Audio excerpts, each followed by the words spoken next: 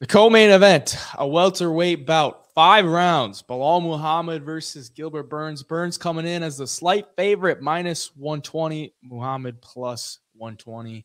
Over under 4.5 rounds, minus 140 for the over, plus 140 for the under. The third fight of the year for Gilbert Burns, and he's been on every pay-per-view except the ones in or the one in February and the second one in March. So third pay-per-view of the year for Gilbert Burns. First fight of the year for Belal Muhammed, and he's on quite the win streak. Both guys taking it on short notice. Gilbert Burns fought a month ago, less than a month ago. But who do you like in this one? So just looking at it and after watching the film and just thinking a long time about this one, because this is kind of another fight that falls into that category of the odds are pretty spot on right now. And, I could see this fight going either way. But I like the activity of Gilbert.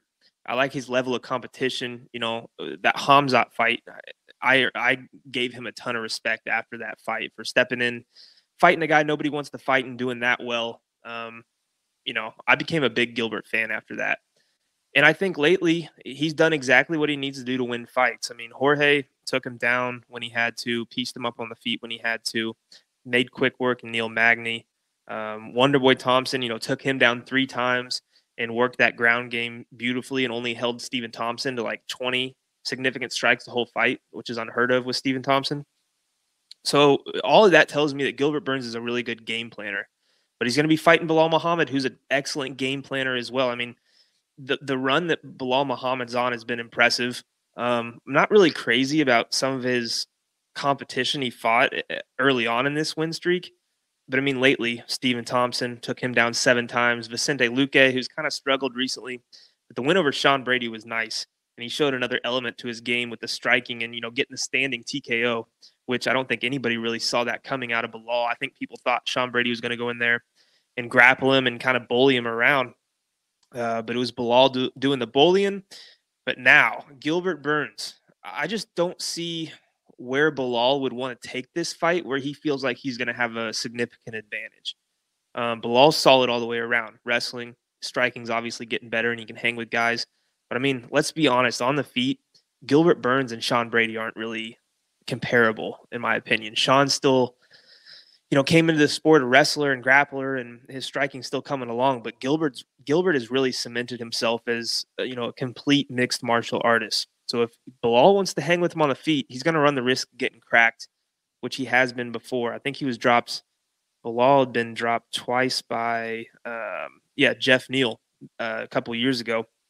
And Gilbert kind of has that scrap to him too.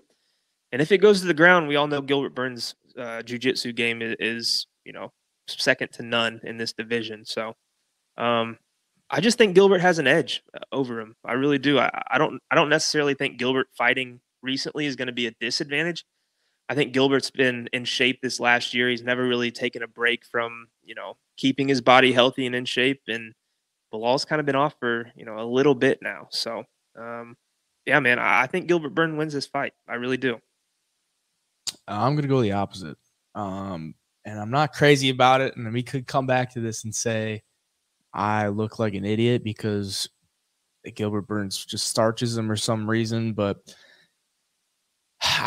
that Hamzat fight was very impressive, and a lot of people think he won, and that was just about a year ago, or a little over a year ago, in 2022. And then he's been active, but I mean, he's fighting guys that he should definitely beat. I mean, he was minus 500 against Neil Magny, minus 300 or 400 or something against Jorge Masvidal. So, I mean, he got like 2 wins that he definitely should have won and won them.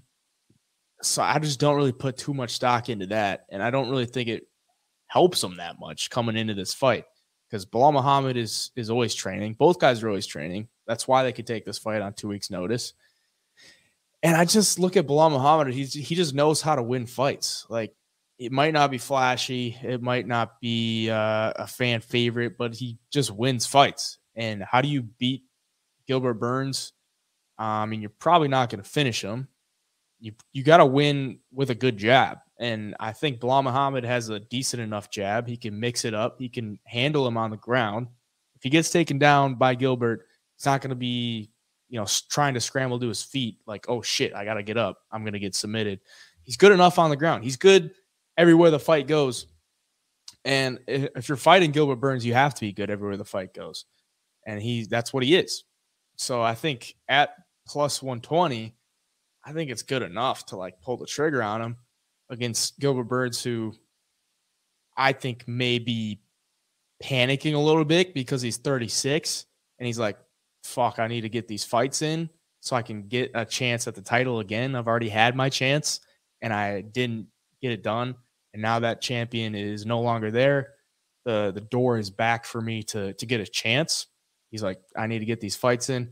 Belal Muhammad hasn't gotten that chance. I think he's a little bit more hungry to get that chance and really wants to prove himself. He's been advocating for himself for how long to get the title shot. He's been disrespected for how long to get the title shot.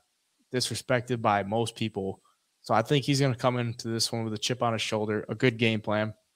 I don't think he would necessarily take it if he was like, I don't think I can beat this guy. Like Gilbert might be at the point in his career, he's 36, where he's like, I need to get these fights fast and prove myself. I don't care who I'm fighting. I don't think Belal was like scared of anybody, but he probably looked at this considering all the circumstance and was like, yeah, I could beat this guy. I could beat anybody. I could beat Kobe Covington. I could beat Hamzat Chimaev. I mean, he's always been willing to fight anybody. Both of these guys have. So I think Belal can grind out a win.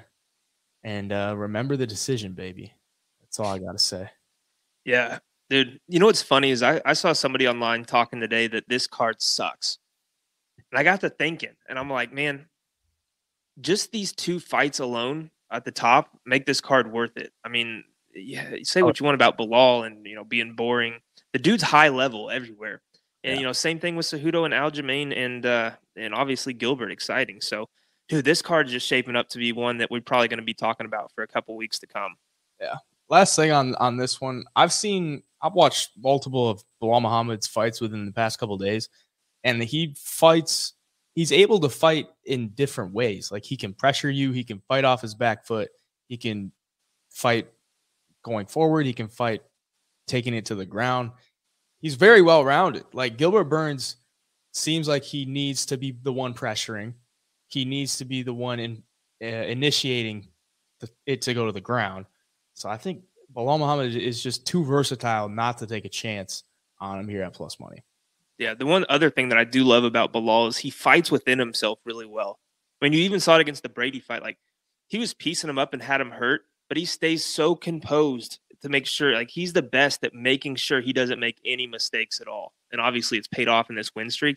But even when he was, teeing off on Brady and he got the standing TKO, like he didn't necessarily just empty the tank. I mean, he was just hitting him with, clean shots that he's normally thrown out there. So yeah, I think it's going to be such a close fight, honestly. And, Belal's going to have to make a mistake for Gilbert to take him out on the feet.